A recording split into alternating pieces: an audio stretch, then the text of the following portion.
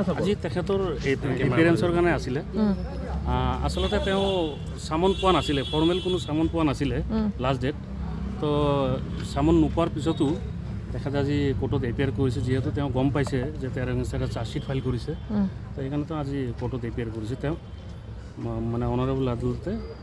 বেলত যাব দিছে আজি জামিন পালে জেলত আগতে আছিলে অনাৰেবল গুৱাহাটী হাইকোৰ্টে তেওঁ 26/11/2024 তাৰিখে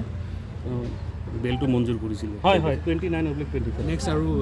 আহিব লাগিব তেনেকুৱা কিবা আছে নেকি হয় আহিব লাগিব প্ৰত্যেক ডেটতে আহিব লাগিব নেক্সট ডেট এতিয়া আমাৰ কপিৰ কাৰণে আজি একচুৱেলি কপিৰ কাৰণে আছিলে আৰু এজন অভিজিৎ চন্দাৰ এপিয়াৰেঞ্চৰ কাৰণে আছিলে তো আজি কপি দিব নোৱাৰিলে আছিলে তো নেক্সট ডেট ডেফিনেটলি আমি কপি পাম কপি পোৱাৰ পিছত আমাৰ CC হিয়াৰিং হ'ব CC হিয়াৰিঙৰ পিছত হয় চাৰ্জ ফ্ৰেম হ'ব নহ'লে ডিছচাৰ্জ হ'ব তাৰপিছত ট্ৰায়েল ষ্টাৰ্ট হ'ব ডিছচাৰ্জ হোৱাৰ সম্ভাৱনা আছে নেকি